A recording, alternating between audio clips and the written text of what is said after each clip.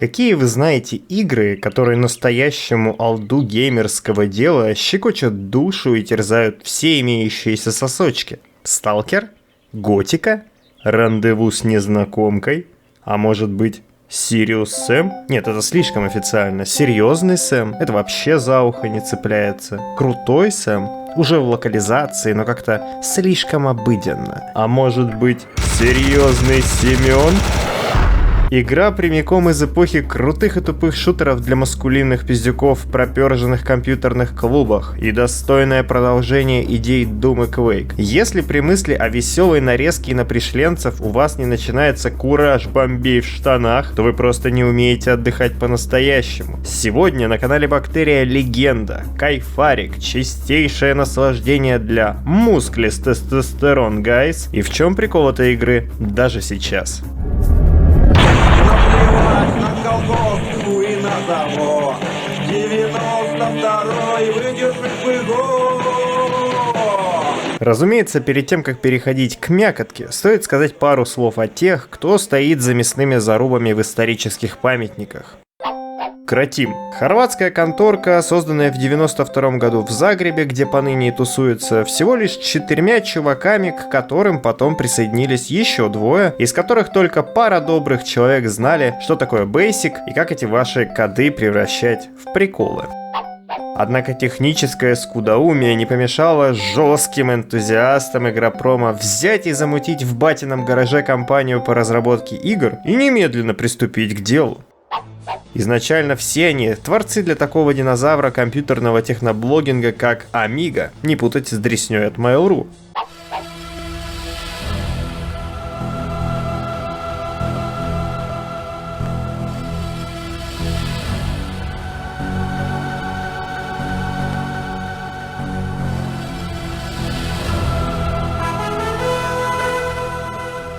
Первое творение хорватских шарлатанов «Футбол Глори» или «Фузбаль Тоталь», распространявшееся только в странах вечного тумана и любителей тыкать сосиски в капустку. В мире, где первая FIFA вышла только год назад, а игры распространялись путем схожим с венерическими заболеваниями, успех был колоссальным. А гонять пацанов в труханах всем нравилось всегда. Дальше была Save the Earth, на которой взращивалось поколение будущих европейских экоактивистов. Суть была в том, чтобы собирать мусор в космосе, кто больше хабара собрал, тот и молодец. Несмотря на то, что игра была вообще для телевизора, хорватские дети занесли донаты в достойном объеме, и Кратим, помимо раздумий о других играх, начала поддерживать даже своих коллег по хорватской конторе оптимистов.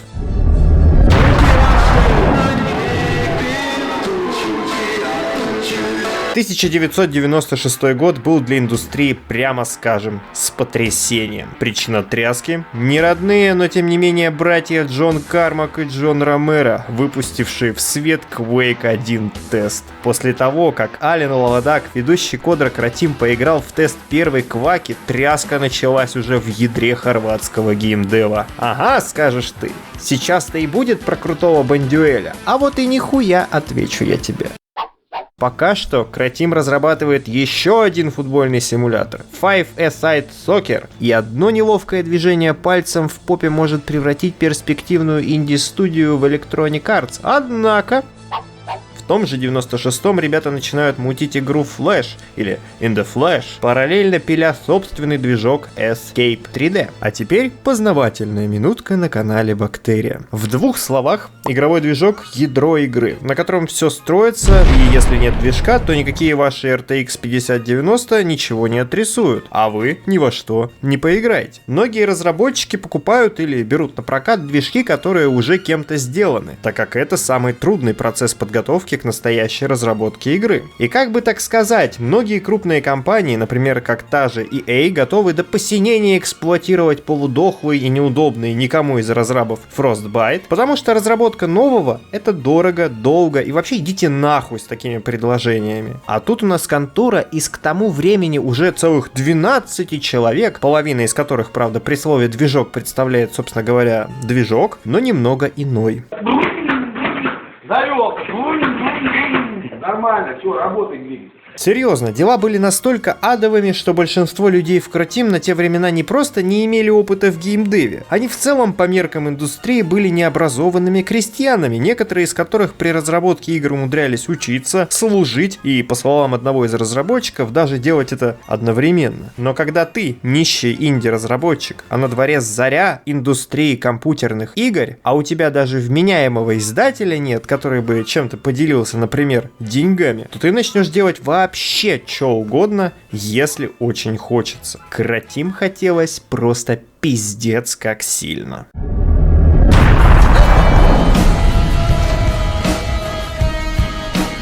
«1999 год. Помимо самого важного события, моего рождения, Кротим уходит в спячку, закрывает сайт на ремонт и спит почти до самого конца года, пока под занавес тысячелетия не ебашит скриншотами своей новой игры.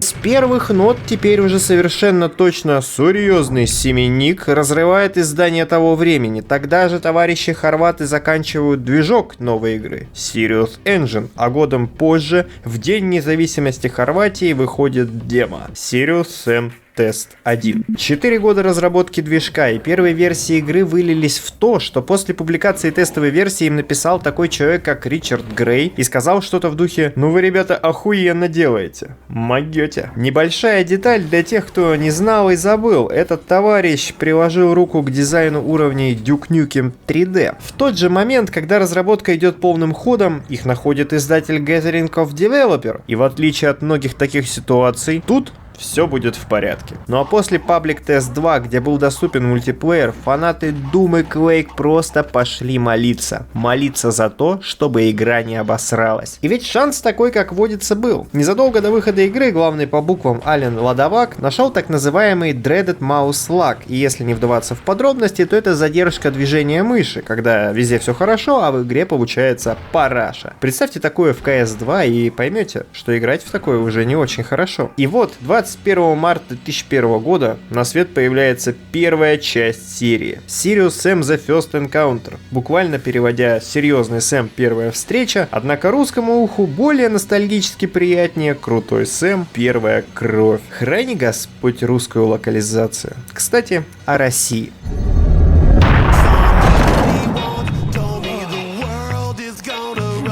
Официальная игра появилась у нас только в апреле, но даю слово, знакомство в нашей стране с хорватским изделием было не мгновенным. Привыкший сейчас школяр к простому «зайди в Steam, купи, скачай, играй», оказавшись в то время, расплакался бы как маленькая девочка. Это было время, когда закалялась суровая геймерская сталь. Часть людей знакомилась с игрой в прокуренных компьютерных клубах. В тогда еще совсем нищей России такое лакшери слово, как personal computer, было уделом далеко не всех. Эта часть олдов утерла скупую слезу, но вторая часть олдов еще ждет своего упоминания. Если вы, как и я, жили в подзалупке или небольшом городе, где компьютерных клубов не было, но в семьях как-то появлялись свои PC, процесс знакомства был несколько иной. Допустим, был некий дядя Гриша, который торговал в каком-то полуофисе, полуконуре лютым пиратским стафом. Вы, ваш отец или другой родственник мужского пола приходил в очередной уже раз к дяде Грише и спрашивал: «Гришаня,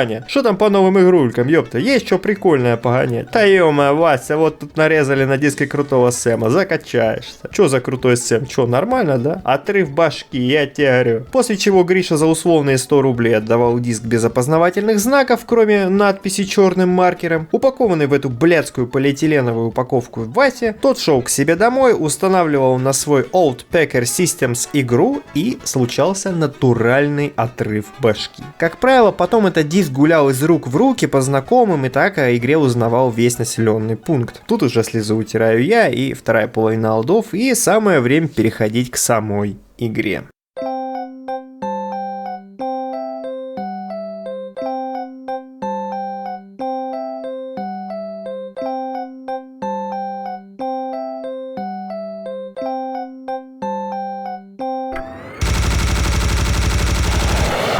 Меня зовут Сэм.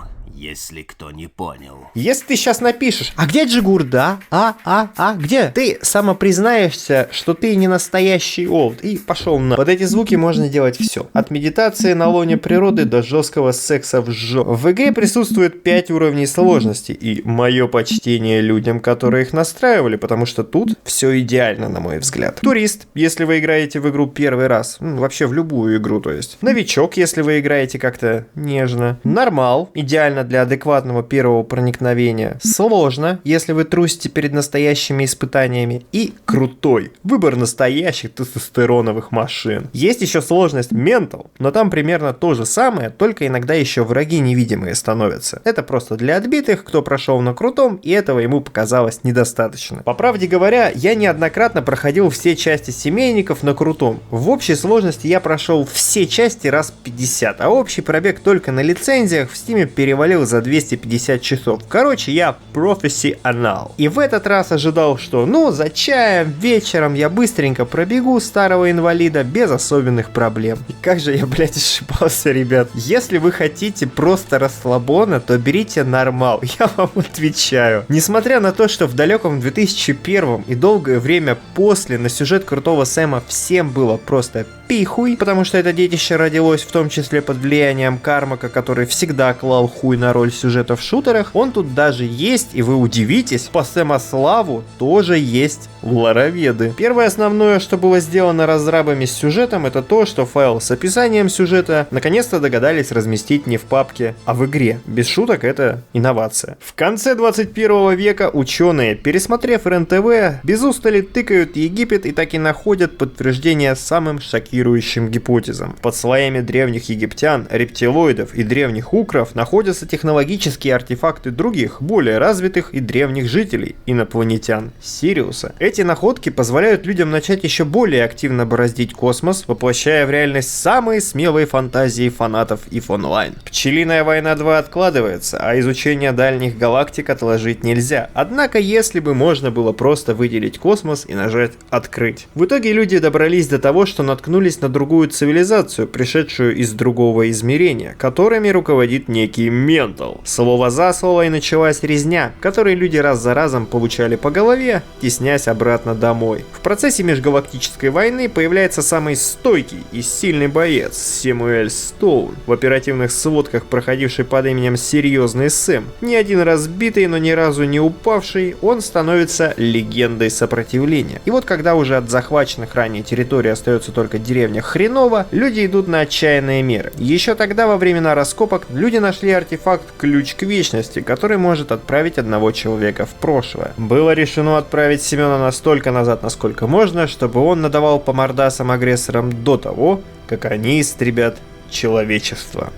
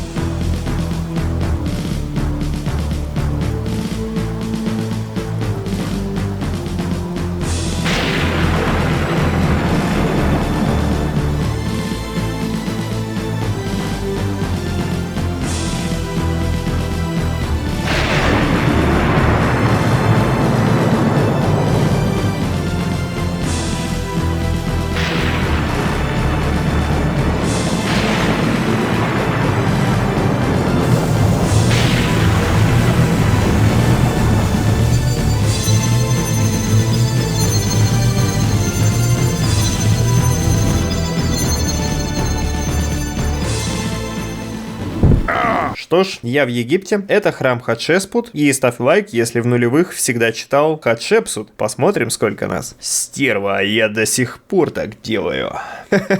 Ролик для дедов с дедовскими мемами. Одобряю. При написании монтажа была обнаружена опечатка криворуких локализаторов. Как мы читали, так и правильно и было. Сосать. На руках у меня нож и револьвер. Пардон, 2 револьвера. Причем револьверы не простые, а генно модифицированные. Чтобы патроны не заканчивались, отстрелял боезапас, стряхнул и снова можно пользоваться. Ничего не напоминает. Кстати, это Инертан. Или Нетрикс. В оригинале наш же бортовой внутричерепной компьютер, который и одинокие вечера скрасит, и полезную инфу подскажет, и картинки веселые покажет. Единственный минус – женщина прямо в вашей голове. Хуйщиков уже уносят с инсультом. Пару слов о нашей цели. По сути говоря, нам нужно сделать неизвестно что. Нет, серьезно, я отправлен в Древний Египет, чтобы разобраться, как победить войско Ментоса, а для этого нам нужно попасть в Фивы. Ранее там жили жрецы, серьезно зарамсившие со светской властью из Мемфиса. В итоге мемфиняне перерезали все в округе, а жрецы с помощью 4 элементов заперли город, и теперь, чтобы в него попасть, нам нужно их, собственно, собрать. И, попав в Мемфис и в Фивы, узнать там больше о сирианцах и о том, как надавать по морде злобному диктатору из глубин космоса. В целом приемлемо, если не считать, что этот план изначально надежный, как швейцарские часы. Сразу бросается в глаза, конечно же, графика. Она здесь мое почтение, игре почти четверть века, она играется очень приятно. Кротим так хотели выпрыгнуть из технологических штанов, что сделали игру тысячелетия в его начале. У них даже есть технологический уровень, вот настолько было выпендрежа в молодых, но преуспели. Единственный минус — это FPS в Нетриксе. Но и как в любой другой игре, вам придется постучать в бубен, возможно себе, но в итоге вуаля, все вполне приемлемо. Я сделал столько действий, чтобы это вышло, что я даже не знаю, какое из средств в итоге сработало, поэтому 2 совета. Совместимость с Windows XP, пакет обновления 2, это важно. Запуск с правами администратора и вот такие команды в консоли игры для разблокировки максимального FPS и отключения светорассеивания. Здесь оно находится на таком этапе развития, что вы даже не заметите, что что-то изменилось. Ну и да, точно, обязательно в настройках ставим OpenGL, так как с NVIDIA игра работает плохо и падение FPS будут даже в игре на абсолютно ровном месте. А еще я написал в руководство в Steam со всей информацией, которую мне удалось найти в огромном количестве англоязычных сообщений,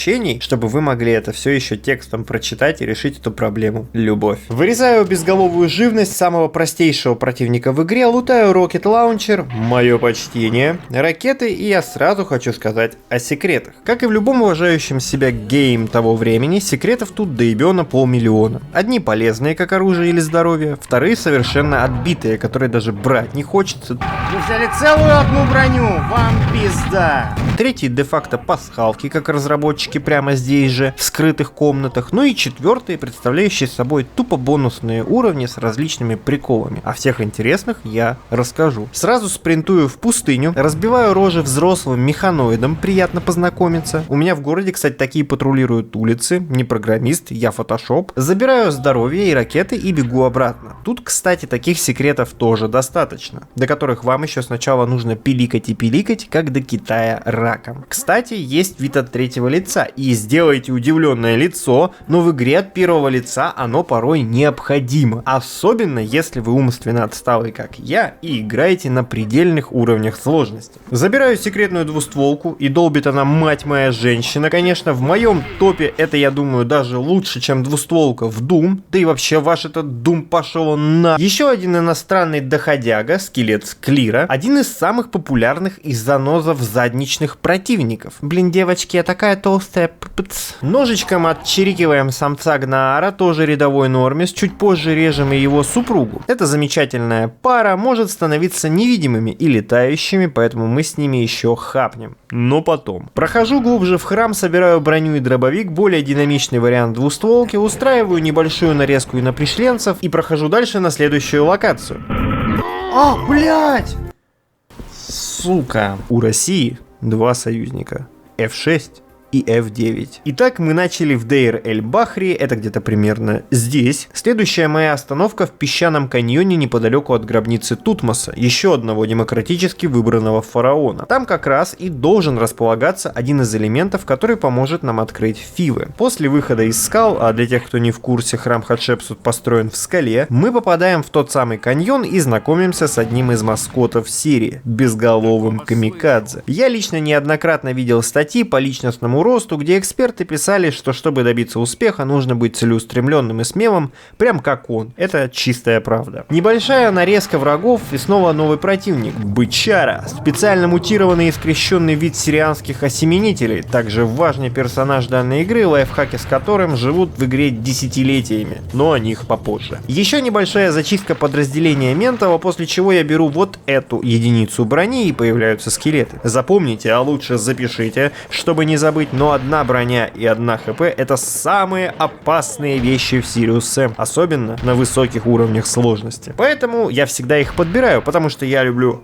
Hardcore Experience. Справа у нас секретка, в которой лежат патроны для автомата и минигана. Но где же само оружие? Также традиционная тема для игры: сначала дать патроны, а потом давать оружие. Не всегда так работает, но это часто встречается. Здесь раскрывается другой аспект игры в Sirius Sam на мужской сложности. Вам нужно не просто идти вперед, или более привычно здесь идти назад, а проявлять тактик и strategy, чтобы потерять как можно меньше здоровья и патронов и получать максимальный profit и satisfaction. А если на минутку поговорить серьезно, то когда я только садился переигрывать и делать ролик, я думал, что у меня получится развенчать устоявшийся мем о том, что, дескать, крутой Самуэль — это игра для буквы S, кнопки движения назад. И возможно, у меня вышло бы это сделать, играя я на нормальной сложности, но я выбрал, что выбрал, поэтому такого тезиса сегодня не будет. Тут и буква S, и F6, и F9, и даже элементы хоррора будут, что, кстати, удивительно. Нехитрыми движениями зачищаем полость от еще одного типа противников — гарпий. И о май, YouTube, не бань, это внутриигровой контент, если что. Ставь лайк, если в детстве на этих гарпий теребил свой дробовик. А вот за этим холмом еще одна секретка с патронами, и несмотря на отдельную боль классической версии туда попасть, я туда попал. Но некоторые причины остановили меня от того, чтобы я бесконечно перепроходил этот отрезок, поэтому я просто забил на него, как и на многие похожие секреты в будущем. Что поделать, даже если ты профессиональный игрок в компьютерные игры, то не все высоты ты сможешь покорить. Какие-то горы придется обойти, а где-то даже упасть, чтобы подняться. К слову, я только сейчас, монтируя, увидел, что сам секрет я все же активировал, так что статус Professional все еще сохраняется. Захожу в гробницу, прохожу мимо этого поворота, потому что на этой сложности мне там делать совершенно нечего. Не гоняйте, пацаны, вы матерям еще нужны. Разработчики очень любят Индиану Джонса, и я это знаю, поэтому расположение всех двигающихся каменных шаров я помню наизусть. Собираю по-настоящему ценные ресурсы и таблетку на 1 хп, и неожиданно, но эта таблетка безопасная, недоработочка, и уничтожаю исторические статуи, так как помню, что за одной из таких есть очень важная секретка. В целом я советую вам ломать все, что можно сломать, потому что тот, кто ищет, тот всегда найдет, а кто не ищет, тот не найдет. Видимо, этот скелет и должен был дать по жопе при подборе таблетки, но он слишком тупой, чтобы работать. Не только здесь, в принципе. Небольшая аренка, а вот тут и вторая часть секрета с патронами. Томиган очень хорошее оружие и не кушает патроны, как другой, второй едок такого типа боеприпасов. Еще один тип противников — лягушки-камикадзе, которых на простых уровнях сложности можно убивать с собой, а тут они могут надавать до летального исхода. Еще немного бесит то, что они очень частые гости этой игры и одни из самых раздражающих. После французской нарезки закусок я обнаруживаю, что элемент уже перепрятали, нужно будет искать в другом месте дальше по каньону, там тоже есть еще одна гробница. Еще одна комната с поножовщиной и вот такой подлянкой. Вот такие дорожки ресурсов по одному тоже, как правило, не сулят ничего хорошего. И их я тоже собираю в обязательном порядке. Еще нарезка, потайной ход и поножовщина в коридоре. К слову, вот и невидимки подъехали. В целом обычно неплохо, видимые, но не всегда. Выходим на свежий воздух, зачищаем пространство, крашим еще один камень, зачищаем еще инопришленцев, еще камень, знакомимся с молодыми механоидами. К слову, они прикольно сочетаются. Один синий, другой красный. Виу, виу, виу, прижмитесь к обочине, или мы разорвем вам жопу. А вот этот секрет наверху я точно знал, как достать, но забыл. Позиции профессионализма пошатнулись. Как раз в этой гробнице я и лутаю первый элемент. равно. Странно, что египтяне поклонялись равенству. С другой стороны, поклоняться неравенству тоже странно, но прецеденты были. Следующая остановка — гробница Рамзеса III, в которой должен быть второй элемент. Почему я смотрю в потолок? Я не знаю. Красивый может быть, но на самом деле после Нетрикса всегда именно у меня задирается прицел вверх. Ух, ебать, у ворот от профессионала подъехали. Эти костлявые кони сейчас бы и сшибли прям тут. Эта локация одна из самых атмосферных и темных в игре, и здесь впервые игра начинает щекотать самые нежные места неокрепших геймеров, но будет и еще кое-что повкуснее. Каждый раз я по старой памяти продолжаю тыкаться во все стены и уголки в надежде наткнуться на секреты. Я не могу объяснить почему, но тут прям хочется их искать, как в старые добрые. После веселой нарезки вражин ты начинаешь вылизывать каждый сантиметр в поиске чего-то скрытого от глаз. Ну или не очень скрытого, но не менее манящего. Частенько, как здесь, игра может открыть дверки, откуда вылезет куча желающих отведать хорватских булочек, а после приглашает на пополнение припасов. Закрывает дверь и устраивает Hard Fingers Penetration. Повторюсь, но в таких заманухах на этой сложности ты чаще отхватываешь, чем получаешь. Но устоять от духа приключенства уже невозможно. Но каждый, сука, раз так. Ты заходишь и уже ждешь, где хитренькие братья-славяне оставили подлянку. Желаю всем найти то, что скрыто от других и приносит искреннюю радость. Здесь же я встречаю новый тип врагов, вот такой вот арахноид. Смотрели «Царя Скорпионов»? Вот эту дуру Дуэйн Джонсон еще бы и трахнул. Это не гробница по количеству платформ, уровней и лестниц, это уже какой-то Хогвартс. Еще одну нарезку фауны разных сортов и расцветок и массу перезагрузок из-за недостаточной прямоты авторских рук спустя добиваю здоровье до максимума и попадаю в очередную петлю из F6 и F9. Ох, это знакомое каждому чувство, когда ты перепроходишь 3-секундный отрезок раз за разом, чтобы не потерять такое драгоценное здоровье. Далее еще немного неиронично полезных секретиков, и я попадаю в большой зал для массового мочила. Вообще, крутой сенсей в Египте — это не только олдовый шутер от первого лица, но еще и так называемый арена-шутер, когда дается некая полость, в которой устраивается мочилово. Отдельный респект хочется выразить хорватам именно за то, что коридорные участки, они, на мой взгляд, очень умело чередуют вот с такими аренными зарубами, где даже на максимальных сложностях ты получаешь удовольствие от доминации над тупыми пришленцами. Да иди ты нахуй! Конечно же, после массовой зачистки колонизированного помещения собираем все припасы, так как если кто-то не заметил, они переносятся от уровня к уровню, и забираем второй элемент, на этот раз плюс. Наверняка, когда мы доберемся до ФИФ, там будет загадка из разряда «передвинь спичку», чтобы получить верный пример. К слову, вот такую еще арахгниду подстрелил в том же зале. Это уже после скальной прожарки. Дальше мой путь пролегает через долину царей и палаты Гора, бога неба и солнца, которого еще играл Джейми Ланнистер. Их мне нужно пройти насквозь, чтобы иди на. Нетрикса также фиксирует сильные колебания воздуха. Очень красивая локация, одна из моих любимейших и не очень одновременно. Снова драки, смерти, загрузки, драки, смерти, огромное количество избушек на курьих ножках с бластерами и ракетами, и ух ты какой зеленый, еще один тип врагов, алудранский рептилоид, или по-русски ящер. Признаюсь честно, мой любимый тип инопланетян, мне кажется, что из-за него я люблю зеленый цвет и красить ног. Он не очень мягко, но достаточно настойчиво бросается вот такими вот самонаводящимися снарядами, которые можно, а сейчас даже нужно сбивать. Но какая лапа, боже. А вот это его старший брат босс. И насколько я помню, он на низких сложностях даже не появляется здесь, но вообще тоже охрененный, но только за рост. Расцветка вне моих предпочтений. У этого, кстати, снаряды более прямолинейные и быстрые, могут взорваться рядом и оторвать кусочек S. Интеллектом враги не блещут, очень люблю вот так делать, но я и сам в таких играх стараюсь не напрягать последние извилины. Заходим в палаты, где должен быть третий элемент, но для начала нужно забрать эту штуку с пьедестала. Я тебя захуярю.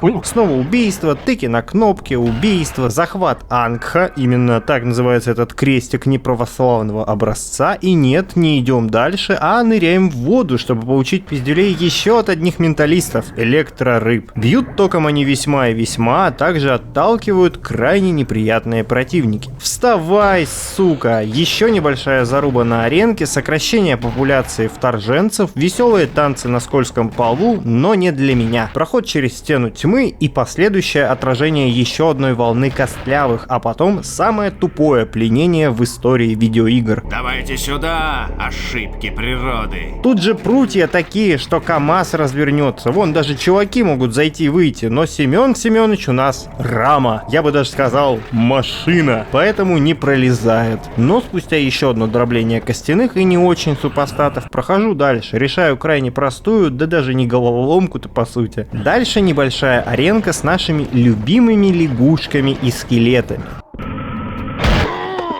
После чего я экспроприирую третий элемент. На этот раз треугольник. Illuminate detected. После чего локация не заканчивается, как обычно, а появляется первый серьезный секрет. Первый вариант развития событий: я иду по мосту и ожидаемо падаю в следующую локацию. Но есть и второй вариант, где я прохожу мимо моста, разрушаю этот камень, после чего на качелях, как в детстве, улетаю в светлое будущее фантастического коммунизма. После чего попадаю в секретную локацию. Да-да, не удивляйтесь, это целая локация, на которую многие просто не попадали, потому что не знали как. Я вам больше скажу, она в игре не единственная. Я считаю, что на этом моменте вы должны встать, похлопать разработчикам и спеть гимн Хорватии наизусть. Пройдя через тайный проход, я оказываюсь в легендарных лунных горах. Правда, я совершенно не ебу, что это за легенда, потому что я знаю только вот такие лунные горы. Это очень красивая, светлая и, сука, непростая локация, где приходится для начала скакать на вот таких круглых выступах, откуда можно упасть и у которых рушатся мостики после того, как ты прошел. Но не всегда. В целом же хочется подчеркнуть, что серьезный Семёныч очень разнообразная в плане локации игра, и на фоне достаточно темных и мрачных Doom и Quake, на которых тогда равнялась вся шутер-индустрия, она предлагает локации как мрачные и подземные, так и вот такие светлые, что на момент выхода делало лютый майндбрейк всем присутствующим в компьютерном клубе. Мансуем по кругляшам, танцуем с огромным количеством полуодетых телочек, и как раз здесь впервые очень помог вид от третьего лица, потому что они очень быстрые, и танцевать с ними от первого лица достаточно тяжело. Еще немного убийств на открытой местности, после чего я прыгаю вниз, забегаю в коридор, устраиваю там невидимую поножовщину, как в лучших общагах СНГ, и оказывается, это был еще и секретный проход.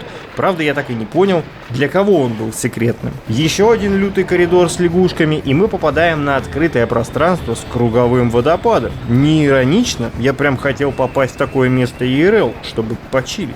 Реально. Бегаю, стреляю, все как обычно, потом спускаюсь на этаж ниже, почему-то думаю, что круг в центре — это как раз выход из локации.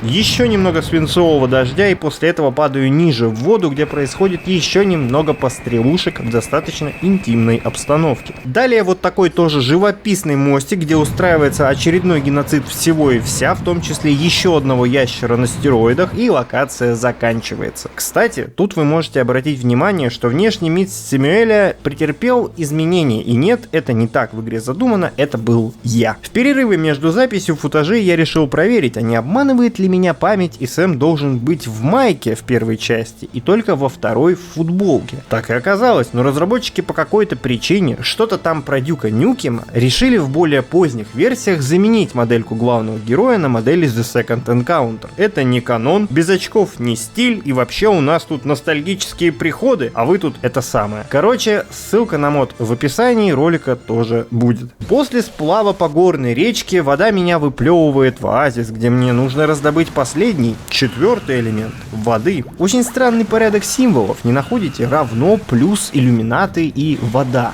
Какой нахуй плюс? Или может быть это был Windows? Здесь, как и ранее, и далее со всеми остановками, я устраиваю лютейший разнос кабин вражеских живых существ. Но что характерно, мне казалось, что эта бойня на открытом пространстве раньше казалась намного сложнее. Нет, она и сейчас не шибко легкая, но раньше тут было прям рубилово, либо я что-то с чем-то путаю. После очистки природы от загрязнителей я проникаю в святилище, и здесь можно сделать прикол. Впереди новое оружие — гранатомет, и если очень коротко, то он стреляет гранатами. гранатами. Эти гранаты взрываются при контакте с противником, рикошетят от стен и могут быть выпущены с оттяжечкой, чтобы летело дальше и било больнее. И можно сделать вот такой реверанс. Берем гранатошмыгу и прячемся за угол, после чего появляется красный биомех, а мы его через стенку так пуньк-пуньк, среньк, почти что стелс можно устроить. Однако потом приходят костлявые, с которыми в любом случае надо устраивать жесткий Double Penetration Dancing. Но иногда они тоже могут устроить знатный рейвец, признаю. Гранатомет, конечно, вещь.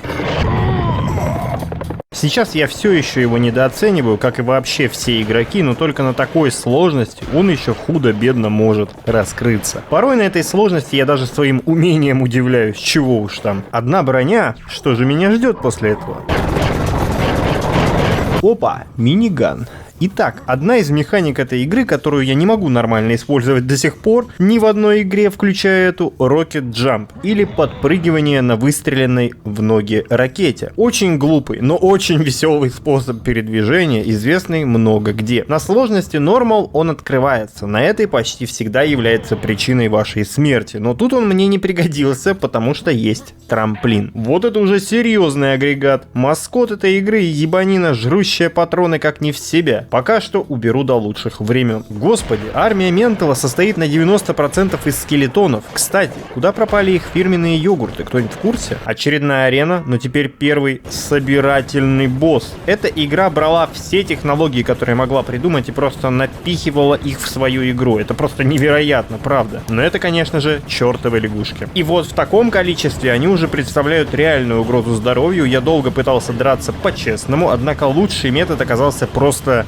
стоять в углу. Да, я всегда играл в Сеню именно через динамику, прыжки и все такое, а тут оказалось, что можно просто постоять. Давайте пару секунд переварим эту информацию, нам всем это необходимо. Еще немного веселых нарезок спустя я забираю последний элемент воды, и вот да, теперь я вижу тут конкретно воду, значит у нас реально равно плюс треугольник и вода, блять. После сбора всех 4 элементов нам нужно двигать свои чресла к Фивам, казалось бы, но во-первых я напомню, что столицы было именно 2, Мемфис и Фивы, а во-вторых Мемфис удобно по дороге, поэтому заскочим и сюда. Чтобы попасть в город, нам предстоит пройти через дюны, и фанатам Вильнёва нужно застегнуть штаны, потому что сейчас будут не фанфики с Атрейдесом, а настоящий пустынный заруб. Этот отрезок проверяет на большом пространстве все, чему ты научился за прошлые локации. Очень крутой и по-настоящему мясной, хоть визуально сейчас так и не очень кажется, но вообще прям мед. И несмотря на то, что сейчас эти растянутые по барханам текстуры выглядят скорее забавно, чем впечатляюще, тогда это был фурор. Причем он еще неоднократно повторится. Ничего не замечаете?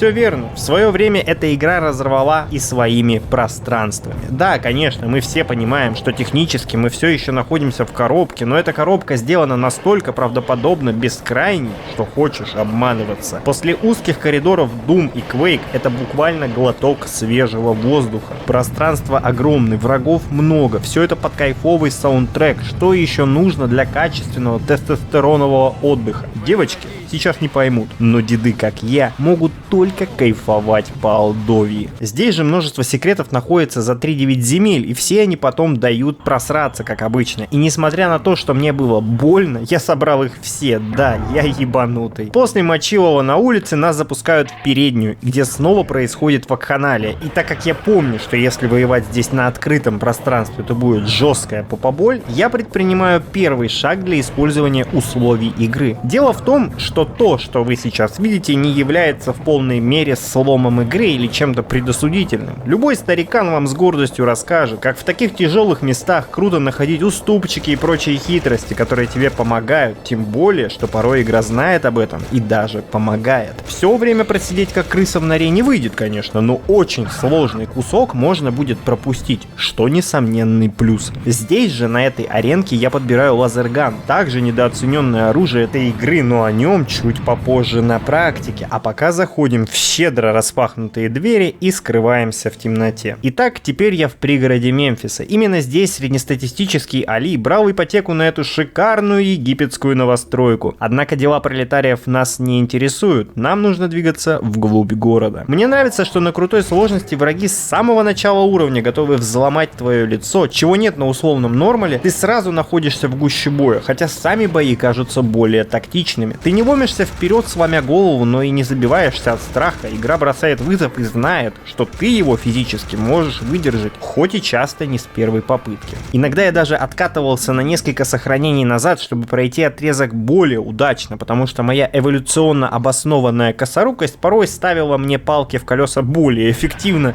чем сама игра. А теперь время вернуться к лазергану. Основная его фишка — это более высокий урон, чем у пуль, но меньшая скорострельность и долгая скорость полета сгустков. Как вы можете видеть, я могу выпустить еще с десяток лазеров, пока первый еще летит, и многие считают лазерганом ублюдским оружием, но я не согласен с ними. Убивать большие скопления клиров с ними, на мой взгляд, одно удовольствие, да и в целом вполне себе кайфовая зеленая стреляла. Или вы не любите зеленый цвет, угрюмые старые пердуны? После перестрелки в первом микрорайоне я перехожу в следующий, где в целом концепция повторяется. Пройдя с боями к следующему выходу, Нетрикса заявляет, что двери заперты с другой стороны и открыть их не выйдет. Как жаль, что прямо сейчас я не несу на себе весь арсенал Железного Человека. Как жаль. Да ладно тебе, я уверена, что где-то тут есть сточная канава, через которую тоже можно пробраться в центр города, наверное. Тьфу, проститутка. Рядом действительно есть люк, и чтобы его открыть, нужно нажать две кнопки. По пути я, разумеется, помня об этой подлянке, лутаю бесполезный для себя секрет. Просто чтобы еще раз посмотреть, на какую подлость могут пойти разработчики. Не, ну в целом могло быть и хуже. Например, вместо синих могли быть красные. Нажимаю раз, нажимаю два, убиваю всех, кто попался, и прыгаю в фекалии. Стоять. Ух, орлиный глаз. Вот теперь можно и в дерьмецо окунуться.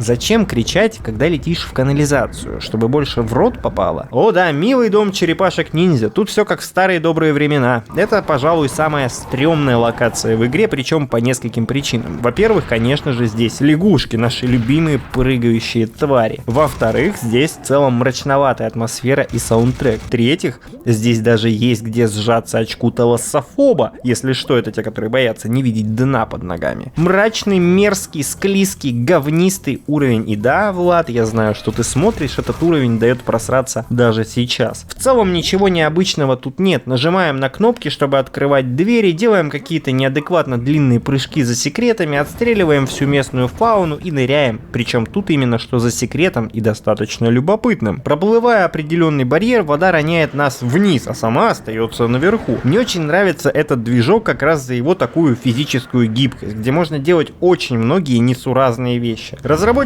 в полной мере прочувствовали фан своего творения только в следующей игре, которую я тоже обязательно рассмотрю, так что не забудь подписаться, чтобы не пропустить. Потом же лифт просто поднимает нас обратно в водный массив, и мы возвращаемся обратно. Крутой момент. Еще немного перестрелок и достаточно длительный заплыв с рыбами, однако почему-то в детстве я не знал о существовании здесь воздушных карманов, и мы плавали тут на одном запасе воздуха, а здесь можно утонуть, из-за чего любой сплав был крайне стрессовым моментом, что на уровне ощущений продлевало его длительность и щекотало еще крепкие тогда сфинктеры. Но спустя на самом деле непродолжительный заплыв по какулечкам, я выхожу на поверхность. Из рек говна я попадаю в самый центр Мемфиса, метрополис, где жили богачи и знать, сливки египетского общества. В той самой войне Мемфиса и ФИФ чуваки спиздили из ФИФ и привезли к себе какой-то очень ценный артефакт и разместили его в храме Пта. В него нам и нужно попасть, чтобы передарить артефакт себе. Авось пригодится. Снова крайне бодрое начало, но никаких особенных интересностей, кроме действительно красивой полуоткрытой локации, где мы снова вынуждены устраивать геноцид инопланетных солдат по всем канонам межгалактической войны без учета военных преступлений. Единственная любопытная здесь вещь — вот эта канава, в которую падают скелетоны, после чего их крайне удобно разделять на составляющие.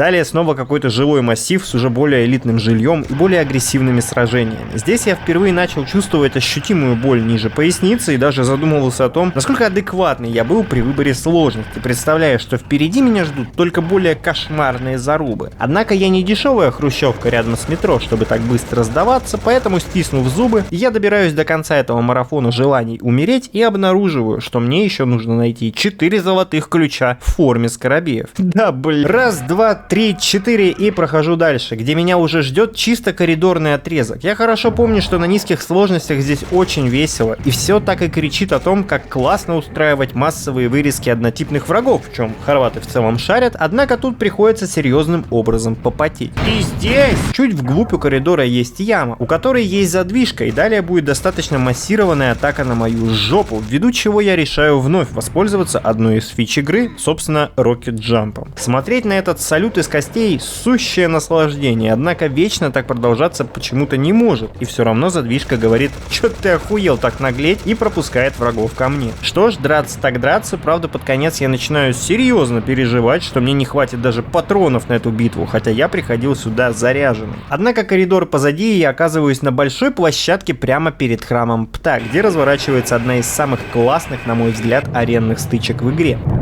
Блять, да ты чё, сука?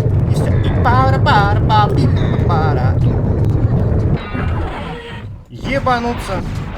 После зачистки всего живого на арене открываются двери в храм, и я могу наконец-то заприватить на себя вот эту памятную статуэтку в виде штурвала. Видимо, как напоминание о том, через что приходилось проходить египетским монахам в отсутствии женщин. Ёб твою мать, 1000 противников. Вроде скромная цифра, но по ощущениям их тут был миллиард, не меньше. Особенно на фоне того, что даже в относительно мясном пригороде их было всего 170. Надо ли говорить, насколько это огромное число было по тем временам? Теперь я наконец-то отправляюсь в Фивы, и, несмотря на то, что я как-то неплохо справлялся со своим арсеналом до этого, груз мешал идти, и мне пришлось почти все выбросить в пустыне, по которой я шел несколько дней. Если кто-то налутает там мой миниган, помни, на тебе один крутой боец сопротивления. И вот на закате я подхожу к Фивам, и... А где сфинксы-то?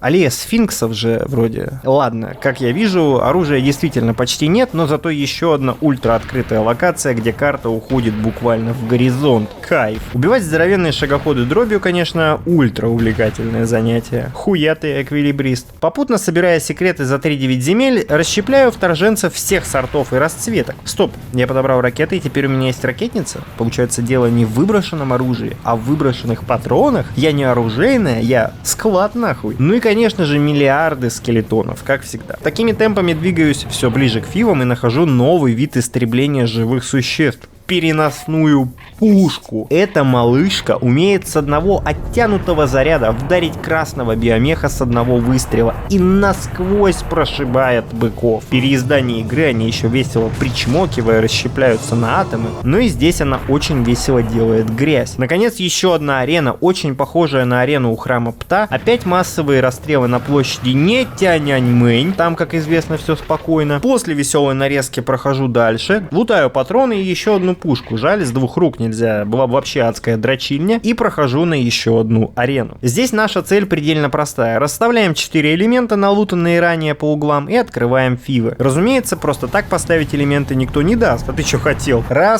2, 3, 4, и появляется босс. Он же новый противник, здоровенный лавовый голем, который мало того, что умнее остальных и бросает свои какули после крылышек KFC прямо по пути моего движения, но и достаточно жирный. После смерти из них выпадают их малолетние дебилы, которые бездумно повторяют за старшими, а следовательно и кончают как они. После убийства огнеопасного семейства наконец-то проходим Фивы. Фивы состоят из 2 частей — Карнака и Луксора, и уже сейчас, ночью, мы только попали в Карнак. Воистину, одна из самых красивых локаций не только в серии игр, но и в игровой индустрии в принципе. Кстати, на вступительной заставке в игре показывают тот же Карнак, но дневной, который впоследствии решили переделать под ночной сеттинг и не прогадали. Тут же, сразу, на чистейшей мышечной памяти я даю спринт назад, как в лучшие времена, и попадаю в самый первый и самый неочевидный секрет локации. Правда, кто подумает сразу после начала пойти назад? И когда я зачищал этот секрет, получая пиздюлев в кратно большем количестве, чем профита, Таня, уточка, мой модератор, спросила меня: а зачем ты вообще собираешь секреты и специально активируешь ловушки, если ты точно знаешь, что они принесут тебе больше вреда, чем пользы? Ну как это? Зачем? Ну, это же...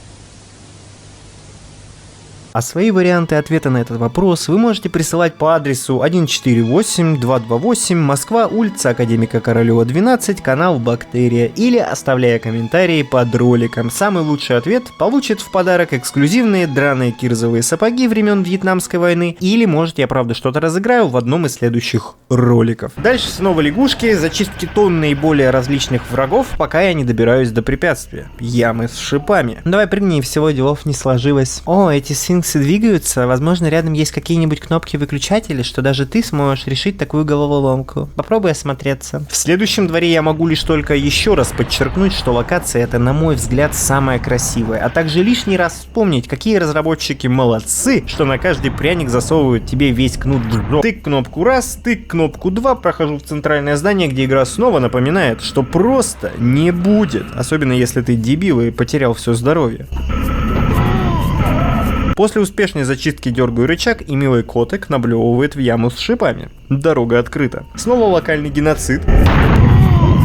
Дальше по пути у нас гробница Рамзеса III. Постойте, а что было в начале игры? Нужно дернуть 4 кнопки, и дверки откроются. Нажимаю, прохожу дальше. Внутри на Елисе спят 3 скорпиона. Происходит какой-то очень странный стелс в игре, который как-то не совсем про Splinter Cell, но дверь закрыта. Нужен Анг, на котором спит одна из тварей. Просыпаемся, ребятки, папочке нужны ключи от его шестерки. После очередной поножовщины в гробнице забираю Анг и прохожу в следующее помещение, где сразу лежит манящее сердце. Скажите, ведь 18 хп, перед вами 100 здоровья. Так и манит зайти и взять, правда? Ошибка? Фатальная ошибка. Сначала зачищаю всю округу, но в итоге все равно лезу в пекло, потому что я необучаемый идиот, которому нужно собрать все любой ценой. Из-за чего я, как и всегда, выхожу из заманухи с меньшим, чем зашел. Классика. Снова аренка, на которой мне все возможные и невозможные ментальные слуги готовы раскрошить фейс, включая забегающих куда попало быков и подходящих на уровень смертоносного огня скорпионов. Я обнаруживаю, что нам снова нужен ключ. На этот раз золотой идол Амона, бога солнца. Идол находится в одноименном храме после бассейна Анг. И знаете, мне крайне нравятся все эти локации, в том числе потому, что они очень круто представляются. Я даже не помню, чтобы в шутерах того времени так часто любили кат-сцены, а ведь тут на движке при достаточном желании можно целый фильм снять. И снимали ведь даже. Обходить бассейн, поверьте мне, идея такая себе, так как везде понатыканы триггеры, спавнящие врагов. А мне уже плоховато на этой сложности просто разбазаривать вооружение и здоровье. Плюс снималось это еще в первые часы и дни 2025 года, так что прошу меня понять. В бассейне, помимо очень ценного секрета на хренолеон полезностей, есть вот такое углубление, где послание от разработчиков с приятными словами, а также небольшая историческая справка о самой компании, которую вы можете почитать на паузе, если интересно, она забавная. Через бассейн же попадаем в сам храм Амона, забираем идол, после чего инертанк просыпается и выдает полезную далее матчасть. Короче, Сень, тут такие дела. Сирисранцы тусовались тут прям в фивах и намутили здесь капитальный Китай. Не в смысле кроссовки в каждом подвале, а строили день и ночь, привлекая добровольно-принудительное местное население. Они же и построили Великую пирамиду. В итоге они высосали весь сок из простого пролетарского народа, начался мятеж и война с Мемфисом, и в итоге все пошло по писечке. Сами сирианцы жили не в Карнаке, а в Луксоре, так что нам 100% нужно именно туда. Прыгаем в портал и оказываемся снаружи. Зачищаем тех, кто появился, плавая в воде, зачищаем, бегая по земле, и, наконец, заходим в следующее помещение. Миксуя зачистки внеземных форм жизни с подбором лута, обнаруживается секрет, где египтянские хорваты укуривались по полной программе. На потолке висит серебристая амеба, что косвенно, но подтверждает, что мои предки были египетскими божествами. Ну а если серьезно, то очень заметно, как иногда разработчики пытаются выжать из своего движка все соки. Ведь как и все разработчики со своим движком, в первой же игре они всячески пытаются его продать другим. У них даже есть своя аллея технологических приколов, в которую можно попасть из главного меню, чтобы инвестору не требовалось шароебиться по всей игре в поисках того, за что можно проплатить хорватским игроделам. Еще одна аллея с боссом-лягушками, уж очень благоприятная среда была в Египте, чтобы их наплодился миллиард и более, ну и всякое по мелочи. А вот эта дверь, это тоже местный прикол, так как ее должен обязательно пробить бычара. Ну, как я и говорил. Спустя еще одну неплохенькую такую зарубу на арене мы проходим в здание и после установки статуи Амаяка Акопяна проходим по живописному коридору в Луксор. Итак, Семен, у тебя есть штурвал, то есть знак солнца, и с его помощью тебе нужно будет, судя по письменам, вырастить обелиск, что бы это ни значило. А когда он наберется максимальной силы, с небес сойдут боги на яркой звезде, которая упадет на Великую пирамиду. Надеюсь, что это не тактический ядерный удар с планеты Нибиру, но мы можем это только проверить. Несмотря на то, что Луксор является одной из самых больших локаций в игре и в целом выглядит неплохо, я его ненавижу. Искренне заявляю, что это самая скучная, самая неприятная по необъяснимым для меня причинам локация. Суть в чем? Чтобы пройти в зал с напрягающимся шпилем, нам нужно пройти обряд очищения, как при проходе в царство мертвых. По древним мифам, чтобы понять, каков ты человек по сути, Анубис взвешивает твое сердце, и если оно уравновешивалось пером, то человек ты нормальный и проходил к таким же, как ты, четким ребятам. Если же сердце тяжелое, то тебя сжирали. Вообще звучит как наебалово какое-то, но вот такие мифы. Чтобы пройти, нам нужно найти золотое сердце и золотое перо, разбросанные по соседним залам. Хули делать? Сначала иду, превозмогая все тяготы спасательной службы в один край локации. Там, бегая и прыгая по многоуровневым дорожкам, нахожу золотое сердце. Снова превозмогание, после чего я возвращаюсь в тот же центральный зал, откуда нужно идти в другую часть локации. Я не знаю, но меня даже сейчас, когда я пишу этот ролик, просто вымораживает, какая же это духота. Либо напишите в комментарии, возможно, среди вас есть беззаветные любители Луксора, и это я такой извращенец. Дальше концепция аналогичная. Стреляем, убиваем, забираем перо, возвращаемся в центральный зал и проходим дальше. Но это еще не конец. В новом помещении биться с гарпиями будет не очень прикольно, поэтому выщелкиваю их по одной из-за угла. Опять же, подтверждаю, что на этой сложности это уже даже немного тактика. И чтобы пройти дальше, нам опять нужен ключ. Сука, в какой-то момент неебический Семен превращается в какую-то ключницу Семеновну, честное слово.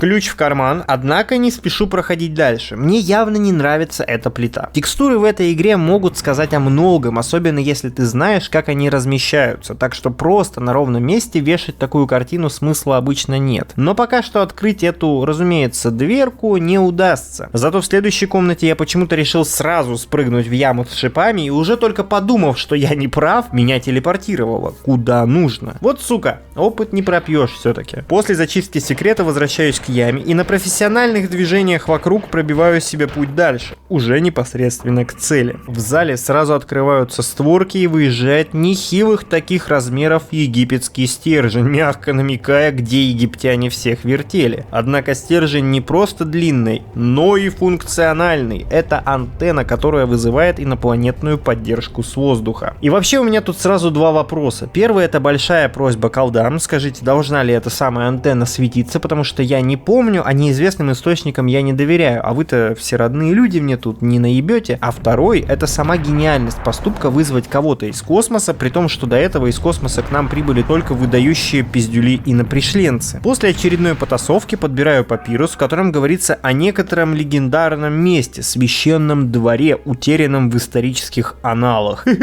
Анал. Крайне любопытно, не правда ли? Следующая открытая местность — огромная арена с обелисками, цель нахождения на которой у нас достаточно простая на первый взгляд. Нужно поочередно собрать 4 ангха, поставить их на постамент в середине, и двери откроются. Не правда ли простейшая задача? Хуй бы там плавал. На этой локации мне выдавали таких углей, что я прям думал, что профессионализм находится под серьезной угрозой. Один только отрезок с каким-то нездоровым количеством скорпионов, ёб их царя, заставил меня пропотеть как лихорадочный. Однако, несмотря на давление как в игре, так и в теле, прохожу дальше, и вот тут нам нужно не вперед, а вот в эту небольшую дверку, намекающую нам на приколдесы. Так мы попадаем на вторую и последнюю секретную локацию в этой игре — священный двор. И перед тем, как я перейду к ней, я бы хотел рассказать еще о кое-чем. Мы прошли уже без малого почти всю игру, остаются сущие мелочи на самом деле, и я не могу не сказать о том, что из игры была вырезана хуево туча локаций. Скриншоты вы можете видеть сами, тут и какие-то космические пирамиды, и платформы по всем канонам РЕН-ТВ, и тематические локации на других планетах, планетах, оккупированных Менталом, и вообще много всего. Однако, как говорил известный говорильщик крылатыми выражениями, бери ношу по себе, чтоб не падать при ходьбе. Поэтому из более чем 30 локаций, сделанных Кратим, они оставили только те, что мы уже увидели, и парочку впереди. Крайне разумно взвесили все за и против, перья и сердца, так сказать, и решили выпустить меньше, но лучше. Получилось охрененно. Я так считаю. Ну а теперь пора в священный двор. Несмотря на то, что нам и мир спасать, и вообще-то там тарелка летающая летит к земле, мы будем дальше шароебиться по историческим местам, как говорится, путевку купил, места посетил. Эта локация радикально отличается как от обычных локаций, так и даже от лунных гор, где мы были ранее, потому что здесь есть все подряд. Во-первых, тут есть какой-то очень хитрый способ выключить всех противников, которые я не понял, хоть и брал какую-то специфическую таблетку. Во-вторых, уровень состоит почти полностью из отборных ловов и кеков от разработчиков. Например, прыгающие камикадзе. Как вам такое? Или выпрыгивающие из разрушенной анальной пробки ящеры. Короче, приколдесов тут нам хватит, уверяю. Дальше, например, при открывании дверей появляются противники, и случайно можно выстрелить в кошечку на постаменте, а из нее появляется скорпион. Дальше бликующий сфинкс требует, цитирую, «взять двоих, они станут одним, открывая тебе дорогу». Ну, ясное дело, нужно раздобыть 2 сфинксов, что мы и сделаем в боковых дворах, в одном из которых я встречаю вот этот чудесный школьный портфель. Ура!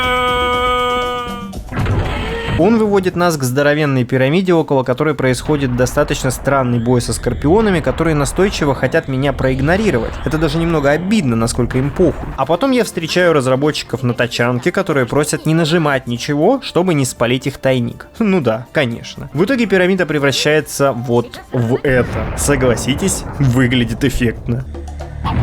В самом же дворе перестрелки с нечистью по традиции, а также достаточно любопытный способ получать секреты, прыгая с кнопки. Забираю первого сфинкса и иду в другой двор, где еще веселее, так как присутствуют определенные физические приколы, а также маленькие скорпионы с солидным для своего размера агрегатом. Стреляют как взрослые, так что шутки про размер прибережем для другого случая. Так или иначе, после всех этих блеватронов я получаю еще один сфинкс, возвращаюсь к центральной статуе и ухожу подземельями прямиком в финальный уровень игры. Итак, я подошел вплотную к Великой пирамиде, куда и должна прилететь тарелочка. Датчики тестостерона и эпичности зашкаливают, а неподалеку раздаются некие толчки, похожие на землетрясение. Короче, начинается финальное рубилово. Сначала у нас идет приличных размеров аренка, на которой мы безудержно будем истреблять инопришленцев, однако тут есть любопытная деталь, помимо того, что сам по себе бой является идеально сбалансированным на этой сложности, что я даже удивился при прохождении. Любопытность заключается в том, что игра, во-первых, знает, что быки могут подкидывать тебя вверх и случайно могут опрокинуть чрезмерно далеко. Поэтому, с одной стороны стены, она даже любезно устанавливает возвращающие пружины. Но истинным искусством наебалова системы является умение остаться на стене и немного облегчить себе прохождение. Причем запрыгнуть можно даже не лишившись здоровья. Но тут нужна сноровка, умение и долгие годы упорных задротских тренировок в компьютерных клубах. Я такими не обладаю, да и не хочу уж слишком казуалиться, поэтому разношу все, что появляется в равном бою раз на миллион противников, после чего оказываюсь на огромном пространстве прямо перед пирамидой.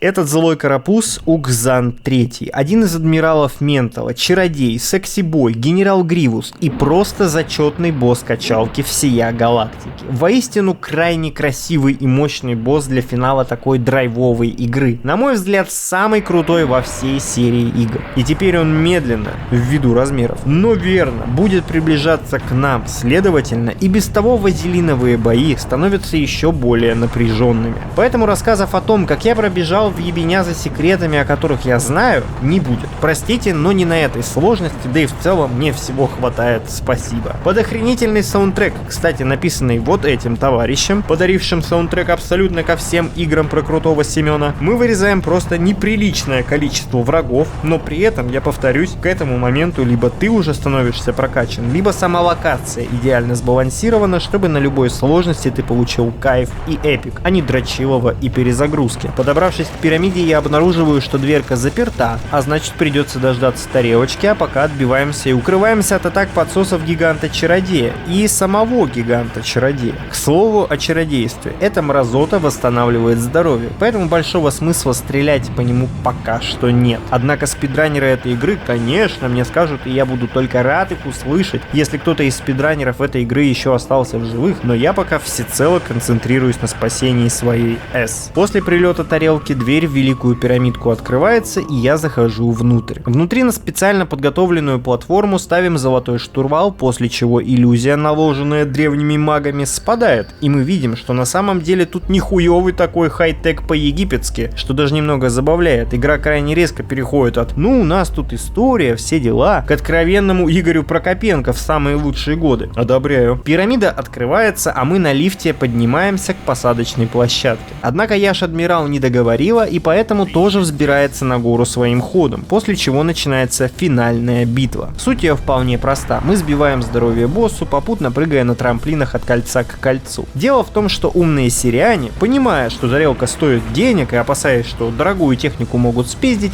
установили систему, которая ни в коем случае не пустит внутрь того, кого не просили. Эти самые кольца запускают эдакий портал внутрь и убивают того, кто по параметрам не проходит. Короче, с помощью этого самого портала мы его и наебнем. Но пока я бегаю от запускатора к запускатору, пара слов об игре в целом. Что я могу сказать? Несмотря на почтенный для игры возраст пожилой говны, уже давно не впечатляющую никого, кроме таких пердунов, как я, графику, откровенно жопораздирающую сложность, которую я выбрал сам и в целом достаточно примитивный по нынешним меркам геймплей, это шедевр своего жанра. Удивительно, как небольшая инди-студия, собранная из людей, которые и игры-то до этого особенно не делали, из страны, которую еще пару лет назад сотрясала настоящая гражданская война, просто взяли и сделали вот такое. Это заслуживает крайнего уважения как к самой игре, так и к ее создателям. Если ты хочешь отдохнуть, обычного тупейшего боевика, чтобы расслабиться, то выбирай нормальную сложность, и игра пролетит как кайфовые салаты пролетали в рот на Новый год. Но, конечно, под конец игры я могу точно сказать, что для более интересного геймплея крутой, лучший выбор. Но придется потрудиться, что очень стоит того. Сама же игра по длительности также идеально рассчитана, так как будь она длиннее, от нее уже бы захотелось проблеваться. А так она оставляет тебя ровно на том уровне удовлетворения, которого под самый край.